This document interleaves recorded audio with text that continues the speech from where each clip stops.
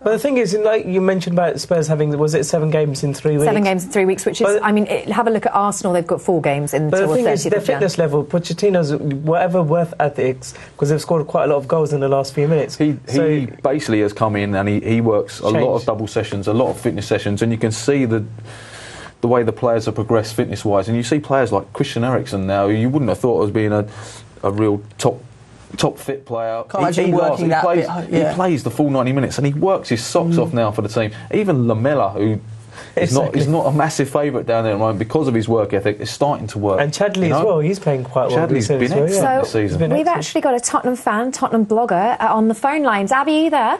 Yeah, hi guys. Hi, how you doing? Hi. Yeah, not too bad. Great show, by the way. Oh, thanks. Now, you must be, with a certain grin on your face after the game against Chelsea. Do you think that's the way that Tottenham are going to continue?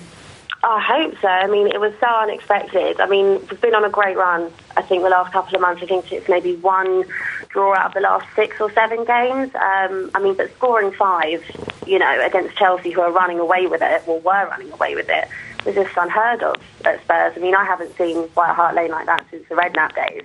So it was so good to see as a Spurs fan who's there every week, and, everyone's always trying to get behind the team and just hoping that something's going to happen again. And recently, it's been looking positive. It's been looking up. Now, there's 7 games until the 30th of January. Do you think that they can actually manage that? I mean, that's quite a feat. That's maybe 3 or 4 more games than most teams have got. We know. I mean, it's a tough run. We've got Palace, obviously. We've got West Brom, both getting new managers. We've got a replay against Burnley. I think we'll probably have Leicester if we get through to that. We've got so much coming up, but we've got a big squad. We've got a good thing going at the moment. So hopefully, I mean, if everyone stays fit, then hopefully I see no reason why we can't win those and get through to the League Cup final as well. Although, Abbi, Chris Perry, do you think that obviously you've got Ben Taleb's going to be away at the African Nations, you've got Ryan Mason's just picked up an injury, is there enough cover in midfield? You're looking at maybe Paulinho playing. I know Dembele's starting to look like a decent player again, but Paulinho, you don't really want to play. Stambouli isn't the best player. Have they got enough cover in that position?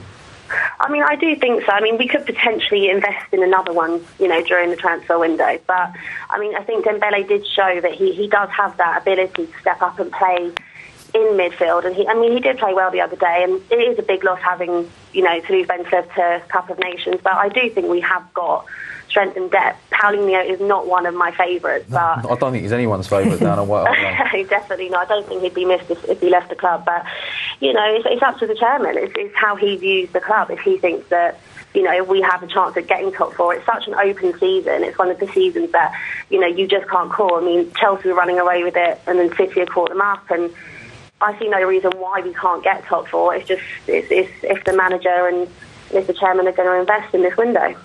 So, Abby, what would you take as a fan? Would you take the top 4 or a cup?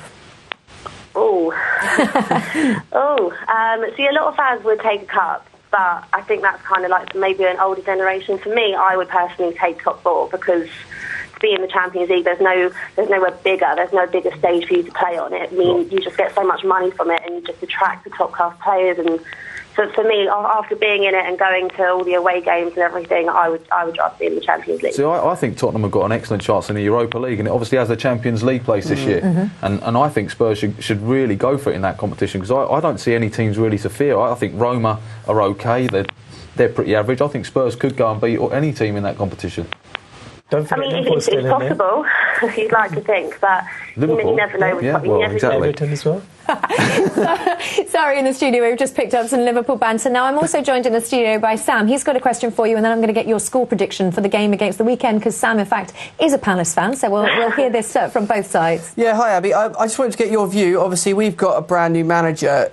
Crystal Palace, we can pull off some strange results at the best of time. It depends who turns up. I think we probably match your team for inconsistency, brilliant and then woeful. If the brilliant Spurs turn up, are you quite confident of a win? And my other sort of second part to the question would be, Harry Kane, is he the player of your season? If he's injured, for example, is that your season, your chance at top 4 and a cup over? Are we that dependent already as a Spurs fan on Harry Kane? Honestly, I think we are pretty dependent on Harry Kane. I mean, striker-wise, we don't have someone else. I mean, we have Adebayor sitting there, we have Soldado sitting there, but neither of them really bring anything to the team. I wouldn't be sad if they left. I'd happily pay for Adebayor's plane ticket home. I don't think he brings anything to the club. We are very, very dependent. But, I mean, you can see why. He's such a revelation. He has changed our whole season. No, he's got so much strength, power, like he knows where the goal is. He's just what we've been crying out for. And it's a shame we have to go and spend 30 million on Soldado when he's sitting on our doorstep. So, you know, with regards to the weekend, I mean, if we bring our A game, I don't see why we can't beat you. You know, sorry to upset you. No. It'll be a tough game going to Selhurst, especially with a new manager. You know, you're all riled up, but hopefully, you know, hopefully we can get 3 points. I think you'll be a little bit surprised. It'll be an interesting game. We're going to have some new faces in the team. I think Pardew will mix it up from our last few, but I mean, but you're missing Balassi as well. No. So, I mean, I remember from a couple of weeks ago when we had you at the lane, he caused our back four so many problems. So without him, it's a good thing. It's a good that's sign. right. Zaha will step up to the mark. So before Don't this turns into a brawl, Abby, what's the biggest game for Tottenham? Is it the Arsenal game or is it Chelsea? I would always say for a Spurs fan, it's always going to be Arsenal. That's always the one that you want to beat more than anything. Just for the bragging rights. Okay, and score prediction for the weekend?